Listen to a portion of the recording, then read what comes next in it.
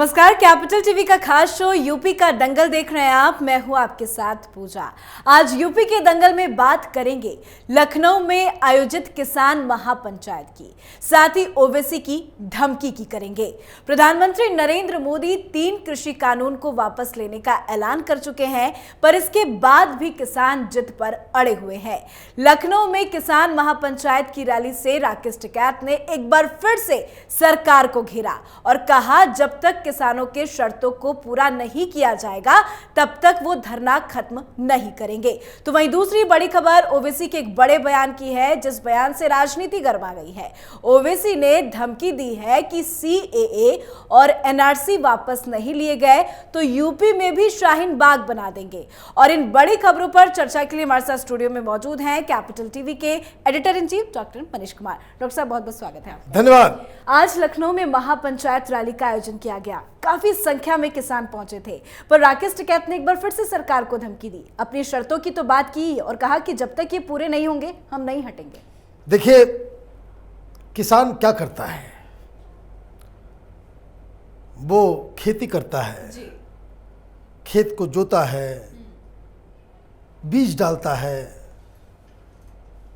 मेहनत करता है और जब फसल जो है वो पूरी तरीके से तैयार हो जाता है तो क्या करते हैं, फसल को काटते हैं। राकेश टिकैत आंदोलन जीवी है, ब्लैकमेलर है, मेहनत कर लिया, अब आंदोलन के फ्रूट को काटने का टाइम आया है, इसलिए राजनीति प्रबल हो गई है। 2-3 चीजें इसको समझना जरूरी कि भाई आज लखनऊ में तो वो गया, कोई पॉलिटिकल बज क्रिएट नहीं हुआ। जो बात वो गाजीपुर में कह रहा है, जो बात दिल्ली के बॉर्डर पे कह रहा है, वही बात वो वहां भी कह रहा है जी। लेकिन उसने एक और नई बात एक कह दी। उस खबर को डील करेंगे हम लेटर पार्ट इस प्रोग्राम में, लेकिन इस वक्त बताना जरूरी है। किसने मीडिया को यह बयान दिया? मीडिया वालों ने पूछा कि भाई आपका आंदोलन तो गाजीपुर में चल रहा है, ओवैसी ने जो आपने खबर दी है कि वो शाहीन बाग लखनऊ में तैयार कर देगा, वो वहाँ आंदोलन शुरू होगा जी। तो इस राजनीतिक परिजीवी का भाषण सुनिए। उसने कहा कि ओवैसी तो बीजेपी के चचा है। Very good. यही बात तो कैपिटल टीवी लगातार शुरू से कह रहा है कि पॉलिटिकल पैरासाइट्स हैं ये लोग, राजनीतिक परजीवी। ये आंदोलन जीवी भी नहीं है, परजीवी है। आपको राजनीति करना है, फ्रंट फुट पे आकर के राजनीति कीजिए। ये पीछे से आप किसान नेता हैं, किसानों के मुद्दे पे आप आंदोलन कर रहे हैं। बीजेपी से तुम्हें क्या लेना देना, ओवैसी से क्या लेना देना? बीजेपी तुम्हारी मांग तो पूरी करेगी नहीं। मांग पूरी कौन करेगा? इस टेक्निकलिटीज को समझना जरूरी है।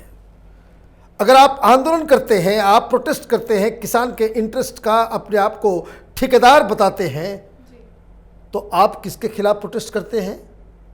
पार्टी के खिलाफ नहीं, सरकार के खिलाफ। आप ये कहिए भाई मोदी सरकार, तो बात समझ में आती है। ये बीजेपी और ओवैसी करने का कोई माने मतलब नहीं है। इसका मतलब है कि डीप डाउन जड़ से ही आप जो है शुरू से ही राजनीति कर रहे हैं। और किस बात के लिए? खतरा, डर। क्यों ओवैसी को इसने गाली दी? आप अभी बता रहे हो कि ओवैसी जो है बीजेपी के चचा हैं। अभी महापंचायत जब कर रहे थे वेस्टर्न यूपी में, तो तुम्हारे स्टेज से अल्लाह अकबर का नारा चल रहा था, नाराए तकबीर, अल्लाह अकबर। और ये मंदिर के अंदर जो है अजान करवाने का ऐलान कर रहा था। ये नहीं बोला मस्जिद में घंटी बजाएंगे, मस्जिद में भजन करने का नाम नहीं लेगा ये लोग। ये लोग कहेंगे भाई मंदिरों में अजान होगा, गुरुद्वारा के अंदर अजान होगा। तो इस तरह की चीजें तो खैर राजनीति है, कर रहे हैं। दिक्कत क्या है? राकेश टिकैत का चेहरा उतरा हुआ है। क्यों? 2 दिन पहले हमने इनसाइड स्टोरी बताई थी कि किस तरीके से किसान आंदोलन के अंदर ही फूट है। जी। अब एक चढ़ूनी है, जी। वो उधर अलग मोर्चा खोले हुए हैं और ये राकेश टिकैत, सारी मीटिंग हो रही है, संयुक्त मोर्चा में आगे क्या करना है नहीं करना है सब कुछ तय हो रहा है। राकेश टिकैत को कोई बुला ही नहीं रहा, कोई नहीं बुला रहा। आज भी मीटिंग हुई राकेश टिकैत लखनऊ में, उसके समर्थक में कुछ बातचीत होती है, चुटनी उठ के चले जाते हैं, मीटिंग छोड़ के चले जाते हैं। क्या मैं राकेश टिकैत के बारे में बातचीत ही नहीं करना? क्यों? एक टेक्निकल पॉइंट समझ लीजिए। प्रधानमंत्री ने घोषणा की तो आगे की रणनीति क्या होगी, ये संयुक्त किसान मोर्चा को तय करना था। जी। राकेश टिकैत आगे बढ़कर के पहले कह दी कि भाई हम नहीं हटेंगे। भाई किससे पूछ के किया? तो आप अपना डफली अपना राग अलग बजा रहे हो, तो किसान संगठनों ने राकेश टिकैत से तौबा कर लिया। जी। अभी फिलहाल वो स्थिति बनी हुई है, आगे क्या होगा पता नहीं। लेकिन दिक्कत क्या है राकेश टिकैत के लिए? राकेश टिकैत को न सिर्फ किसान आंदोलन की तरफ से, आप समझिए राकेश टिकैत की स्थिति अन्ना हजारे की तरह होने वाली है। जी। क्या आंदोलन किया, स्टेज पे तो रहे, हीरो बन गए, और जब फसल काटने का टाइम आया तो मक्खी की तरह जैसे चाय से निकाल के बाहर फेंक दिया जाता है, वैसे फेंक दिए जाएंगे। तो वैसे फेंक दिया गया। अन्ना हजारे वापस गांव चले गए और मुख्यमंत्री केजरीवाल बन गया। जी। राकेश टिकैत की स्थिति वही होती चली जा रही है। क्यों? क्योंकि बिग बॉस तो जयंत चौधरी है। जब ये पूरा आंदोलन खत्म हो गया 26 तारीख की शाम, जब ये रोने धोने लग गया, तो जयंत चौधरी ने अपने लोगों को भेजा एंड सडनली ये आंदोलन जो है गैल्वनाइज कर गया। जी।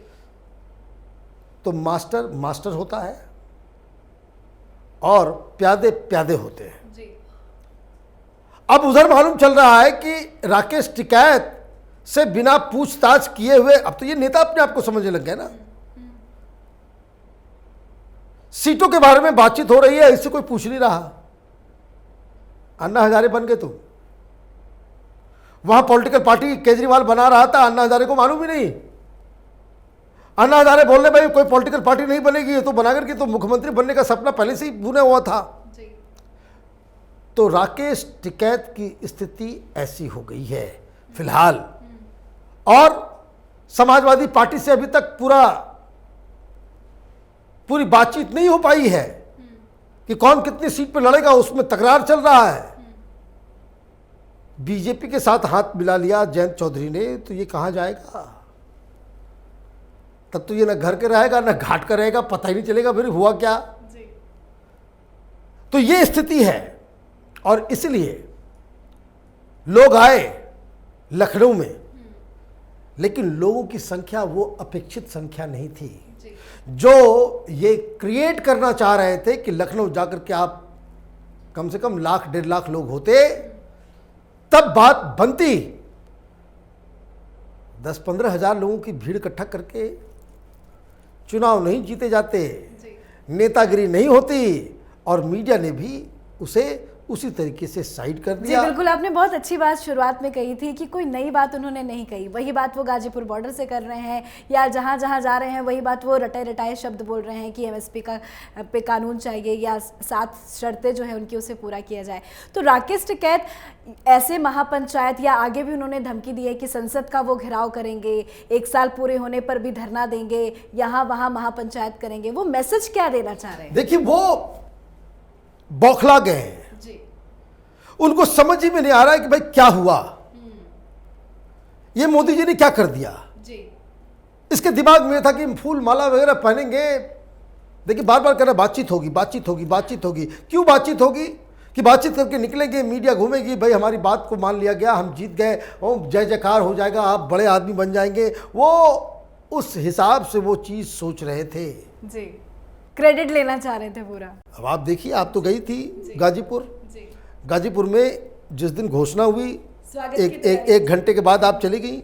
वहाँ सारे लोग कह रहे थे भाई स्वागत की तैयारी होगी, ये करेंगे वो करेंगे, इतने ट्रैक्टर पहुँचेंगे, ट्रैक्टर आने लग गए हैं। राकेश टिकैत कल आएंगे, वो महाराष्ट्र में थे, पालगढ़ में। जी। पालगढ़ से वो आएंगे और उनका पूरा स्वागत होगा। कुछ हुआ? कुछ नहीं हुआ, इसीलिए वो डिमोरलाइज हो गया। जी। अब ये जो धमकी दी जा रही है संसद घेरेंगे कि संसद कोई नहीं घुस पाएगा दिल्ली, अब फॉरगेट इट, हो गया खत्म। जी। क्योंकि गाजीपुर से सिंघू बॉर्डर से किसान तो चले जा चुके। अब समर्थन नहीं बचा। कल तक जो किसान इनके साथ भी थे, सडनली दे हैव रियलाइज्ड कि भाई ये तो बड़ा दिक्कत है। प्रधानमंत्री मोदी ने माफी मांग लिया। अब होता क्या है, इनको ये बात समझ में नहीं आती है कि अगर आप कोई अन्ना हजारे तो हो नहीं कि ईमानदार के पुतले हो, आप मंदिर में रहते हो, आपके पास बैंक अकाउंट नहीं, गाड़ी नहीं, घर नहीं, पैसा नहीं, कोई संतान नहीं, कुछ नहीं, आप समाज सेवक, आपका वो स्टेचर है क्या? नहीं है। और आप ये कहोगे प्रधानमंत्री मोदी झूठे हैं, वो जुमला दे गए, उनकी बातों पे विश्वास नहीं है, पब्लिक उठा करके आपको जो है गड्ढे में डाल देगी, पता नहीं चलेगा। जी। कोई आदमी स्वतंत्रता संग्राम के दौरान जिस किसी ने भी गांधी को क्रिटिसाइज किया, खत्म हो गया। क्यों? हर व्यक्तित्व का अपना एक मॉरल कैपिटल होता है। जी। समाज में लोग उस पर विश्वास करते हैं। कानून को लेकर के आपने बहुत भ्रांतियां फैला दी, बहुत कुछ हो गया। प्रधानमंत्री मोदी ने ये बयान देकर कि हम बहुत सारे लोगों को समझा नहीं पाए, हमारी चेष्टा बहुत अच्छी थी, हमारी तपस्या में कमी हो गई, इस वजह से बहुत सारे जो बरगलाए हुए किसान थे, जिनको लग रहा था कि कानून खराब है, ये गड़बड़ हो जाएगा, उनको इस सेंटेंस के बाद अब समझ में आने लग गया है कि ये टिकैत सब ये जो है तमाशा कर रहा है। ये उठ के चले गए होते, इनकी क्रेडिबिलिटी बन गई होती। ये जो जिद पकड़े लिया कि भाई अब हटेंगे नहीं, अभी हमको ये भी चाहिए, हमको ये भी चाहिए, हमको ये भी चाहिए। अब पता नहीं किसी दिन बोल दे कि भाई मोदी जी हम तब हटेंगे, हमको कृषि मंत्री बना दो। कोई भरोसा नहीं उनका। तो ये चीज, तो ये सारी चीजें जो हो रही है, they have exposed themselves. Exactly. इतना ज्यादा वो कहते हैं भाई राजनीति तो करने में मोदी से आगे कोई है नहीं। जी। इतने दिनों तक इन्होंने इन किसान आंदोलन जीवियों को जी। घसीट के रखा, डिमोरलाइज हो गए, सब कुछ हो गया, सारा चीज इन लोगों की सारी हेकड़ी निकल गई, सारा नेतागिरी खत्म हो गया।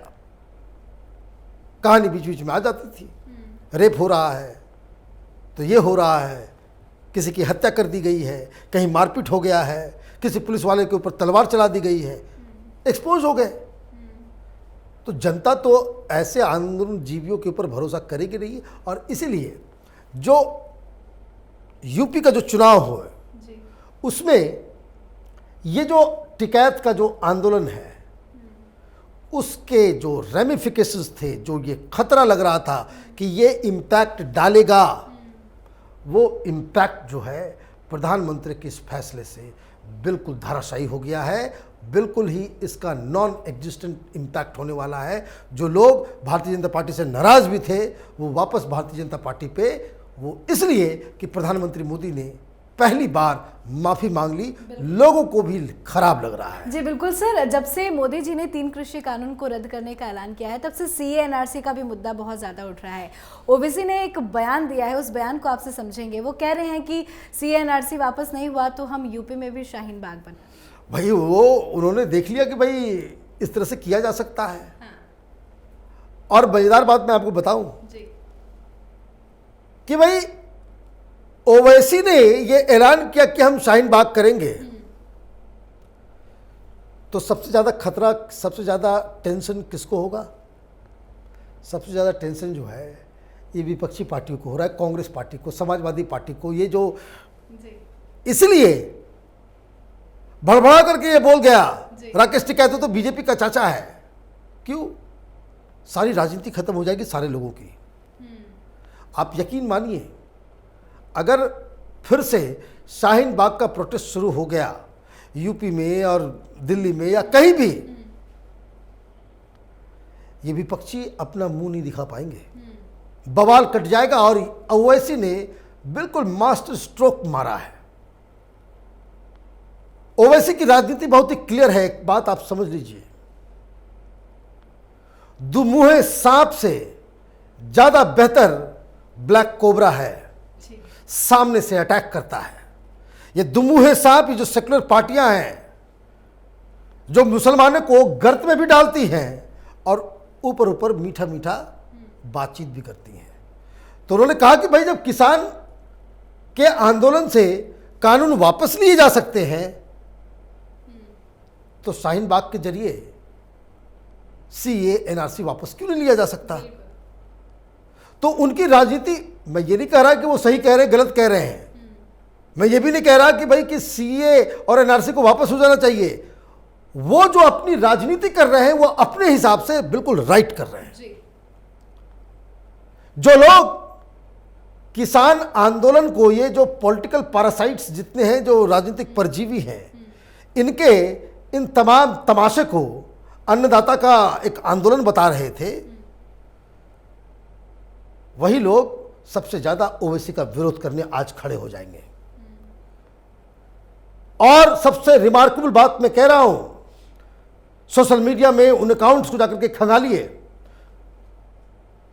टेलीविजन डिबेट्स आप देखिए कि वो सारे लोग जो मुसलमानों को बरगला करके शाहीन बाग के समर्थन में, जब वो आंदोलन चल रहा था, जब दिहाड़ी लेकर के लोग वहां पे ओखला के पास आंदोलन कर रहे थे शाहीन बाग में, तो जो लोग उस वक्त उसके साथ थे वही ओवैसी का इस मूव का विरोध करेंगे सबसे ज्यादा। इसलिए मैं इन सेकुलर गैंग को, इस सेकुलर इंडस्ट्री को दुमुहा सांप कहता हूं। ये दुमुहे सांप हैं। शाहीन बाग से उनको मतलब नहीं था उस वक्त भी। भाई केजरीवाल का सारा चेला चपाटी, उसके चट्टे बट्टे, अमानतुल्लाह, तो कौन कौन ये सारे लोग चला रहे थे ना भाई वहां पे शाहीन बाग का। हिम्मत है केजरीवाल का ये कहने का कि ओवैसी सही कह रहे हैं। वो तमाम लीडर्स जो शाहीन बाग के आंदोलन में खड़े थे, और कोई टेलीविजन वाले को ये काम करना चाहिए। हम लोग के पास तो गरीब लोग हैं, हम लोग के पास इतना रिसोर्सेज नहीं है। अदरवाइज ये तमाम लीडर जो वहां शाहीन बाग के स्टेज के ऊपर वो भाषण दे रहे थे, उनके मुंह में तो बाकायदा माइक ठूस देना चाहिए और पूछना चाहिए कि भाई सीए एनआरसी वापस करने के लिए ये जो प्रपोजल दे रहे हैं कि शाहीन बाग 2 होना चाहिए, उसके समर्थन में हो या आप उसके विरोध में हो। सारे लोग ओवैसी को गाली देना चालू कर देंगे। क्यों? क्योंकि उस वक्त भी सीए एनआरसी मुद्दा नहीं था। मुद्दा सरकार को घेरना था, मोदी को बदनाम करना था, भारतीय जनता पार्टी आरएसएस को बदनाम करना था, यह इल्जाम लगाना था कि भाई हिंदूवादी। आप देखिए इस किसान आंदोलन में जो खालिस्तानी एलिमेंट्स थे, ये हिंदुस्तान में मीठी मीठी बातें कर रहे थे। ये सब किसान आंदोलन के समर्थक। विदेश में क्या चल रहा था? सिख पीजेंट, सिख फार्मर, वो सिख वर्सेस हिंदू, इन लोगों ने पूरा किया। आप गूगल कीजिए, आपको मिल जाएगा सारा चीज। उसी तरह से हिंदू मुसलमान आपने कर दिया। मुसलमानों की भावना भड़क गई, बोल दिया कि भाई तुम्हारे जो नागरिकता है वो चली जाएगी। मोदी और अमित शाह तुमको डिटेंशन कैंप में डाल देगा। मुस्लिम इलाकों में ये अफवाह फैलाई जा रही थी कि मुसलमानों का नसबंदी किया जाएगा, तरह तरह की चीजें। तो वो उस समय भी पर्पस नहीं था। और अभी जब इन्होंने ये धमकी दी है कि भाई शाहीन बाग 2 कर देंगे, तो सबसे ज़्यादा दिक्कत और सबसे ज़्यादा विरोध वही लोग करेंगे जो शाहीन बाग 1 के सबसे बड़े समर्थक थे। चलिए, बहुत बहुत शुक्रिया सर समझाने। धन्यवाद।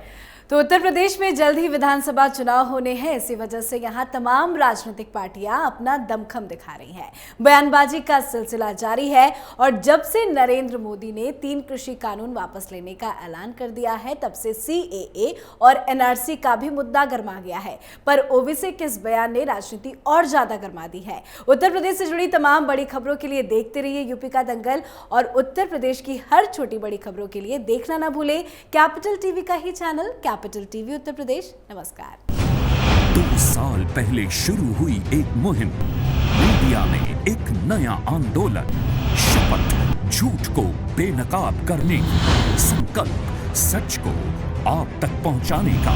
और इस क्रांति को मिला आपका साथ। हर दिन हमसे जुड़े लोग, 10 लाख 70 करोड़ से ज्यादा दर्शक हमें देख चुके हैं। अब है आपकी बारी। उत्तर प्रदेश में नए आंदोलन की तैयारी। आपका कैपिटल टीवी अब और स्पेशल और fresh. Capital TV Uttar Pradesh.